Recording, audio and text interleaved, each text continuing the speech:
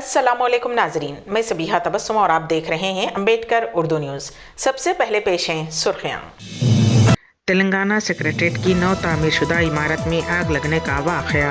एक महीने के अंदर व्हाट्सएप के 36 लाख से ज़ायद अकाउंट्स बंद। लंगर हाउस में शौहर ने सरेआम कर दिया बीवी का कत्ल। और सऊदी अरब को एशियन फुटबॉल कप 2027 की मिल गई मेज़बानी। और अब खबरों की तफसील। तेलंगाना की नई सेक्रेटेरिएट की इमारत में आग लग गई, जिसका अनकरीब इफ्तिताह अमल में आने वाला है। इमारत की पहली मंजिल पर आग लगने का वाक़या जुमेरात की रात देर गए पेश आया और छत पर धुआं फैल गया। सरकारी ज़राए ने इस वाक़े में किसी के ज़ख्मी होने की तस्दीक नहीं की। आग मुबैना तौर पर इमारत की निचली मंजिलों में लगी, जहाँ लकड़ी और प्लास्टिक का सामान रखा गया था। ये वाज़े नहीं हो सका कि आग शॉर्ट सर्किट की वजह से लगी। 11 फायर इंजनों को तलब करते हुए आग पर काबू पा लिया गया। पुलिस ने सेक्रेटेरिएट के आसपास ट्रैफिक तहदीदात आयद की और डायरेक्टर जनरल फायर सर्विसेज वाई नागी मुकाम वाक़े पर पहुंच गए। वाज़ेह रहे कि चीफ मिनिस्टर के चंद्रशेखर राव इस माह की 17 तारीख को नई सेक्रेटेरिएट की इमारत का इफ्तिताह करने वाले हैं। मशहूर मैसेजिंग ऐप व्हाट्सएप ने एक महीने के अंदर लाखों व्हाट्सएप अकाउंट्स बंद कर दिए हैं। व्हाट्सएप ने ऐलान किया कि उसने गुज़िश्ता साल 21 दिसंबर से 31 दिसंबर के दरमियान 36.77 लाख अकाउंट्स पर पाबंदी लगा दी। ये बात काबिल ज़िक्र है कि व्हाट्सएप ने बगैर कोई नोटिस जारी किए क़वानीन की खिलाफ वर्जी करने वाले उन सारिफिन के अकाउंट्स को डिलीट कर दिया है। माहाना रिपोर्ट जारी करते हुए व्हाट्सएप ने वाज़ेह किया है कि उन अकाउंट्स को 2021 के IT क़वानीन के मुताबिक हदफ कर दिया गया है। दुनिया भर में व्हाट्सएप के 400 मिलियन से ज्यादा सारिफीन हैं। शौहर ने बीवी का सरेआम कत्ल कर दिया। दरिंदगी की यह वारदात डिफेंस कॉलोनी लंगर हाउस पुलिस स्टेशन हुदूद में पेश आई। तफसीलात के मुताबिक डिफेंस कॉलोनी में रहने वाले यूसुफ की शादी 7 साल खबर करीना बेगम से हुई थी। उन्हें 3 बच्चे बताए गए हैं। गुज़िश्ता कुछ साल से यूसुफ और करीमा के दरमियान झगड़े हो रहे थे। नतीजतन मियाँ बीवी दोनों अलग अलग रहने लगे। करीमा बेगम एक प्राइवेट स्कूल में बतौर टीचर काम किया करती थी, जिस पर नाराज होकर शौहर ने बीवी का कत्ल करने का फैसला कर लिया। आज जब खातून स्कूल जा रही थी तो वो उसके पीछे गया और उसके सर पर लोहे की सलाख से हमला कर दिया, जिसके नतीजे में वो फुटपाथ पर गिर गई और हॉस्पिटल मुंतकिल करने पर जानबर ना हो सकी। उस वाक़े के बाद मकामी अफराद ने यूसुफ को पकड़कर पुलिस के हवाले कर दिया। पुलिस ने नाश को पोस्टमार्टम के लिए उस्मानिया हॉस्पिटल के मुर्दा खाने में मुंतकिल कर दिया। पुलिस ने खातून के कत्ल का मुकदमा दर्ज करते हुए तफ्तीश शुरू कर दी है। हैदराबाद के बागलिंगम पल्ली में ज़बरदस्त आग लग गई। बागलिंगम पल्ली में VST के करीब एक डेकोरेशन के गोदाम में आग लगी। उसमें शादी के लिए इस्तेमाल होने वाली सजावट की चीज़ें रखी हुई थीं, जिसमें बड़ी तादाद में आग भड़क उठी। आतिशबाजी में शादी ब्याह व दीगर तकारीब में इस्तेमाल किया जाने वाला सजावट का सामान जल गया। पूरा इलाका धुएं से फैल गया। इत्तला मिलते ही फायर ब्रिगेड और पुलिस मौके पर पहुंच गई। फायर ब्रिगेड की 4 गाड़ियां आग पर काबू पाने की कोशिश कर रही थीं।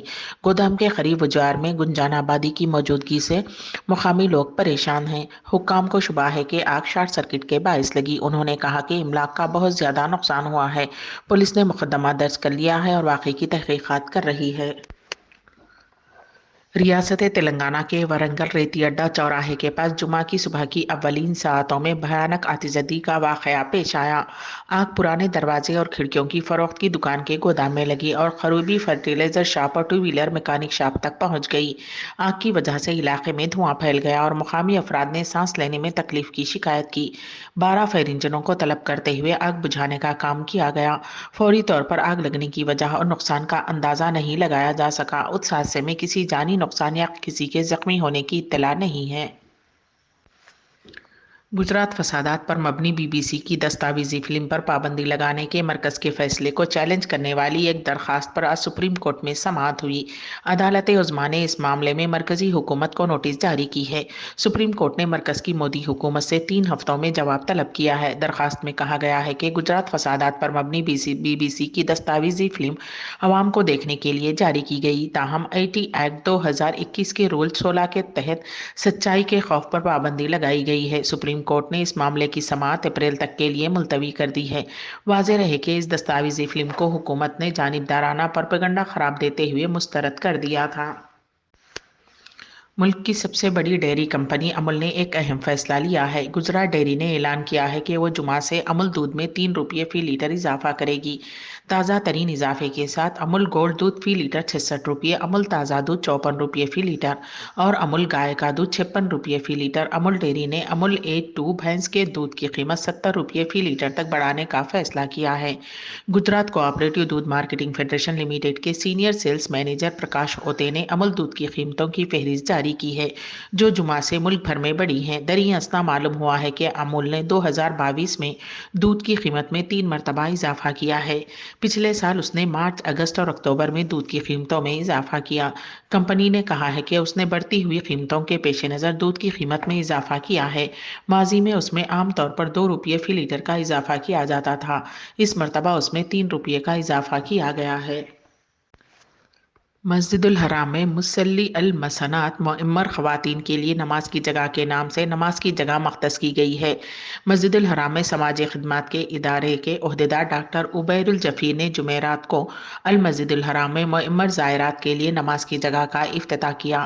خواتین کا مصلی کنگ فہد کے توسیع والی عمارت میں زمینی منزل پر ہے۔ اس کا مقصد معمر زائر خواتین کا ازدحام کے مسائل سے محفوظ رکھنا ہے تاکہ وہ اطمینان و سکون اور یکسوئی کے ساتھ عبادت کر سکیں۔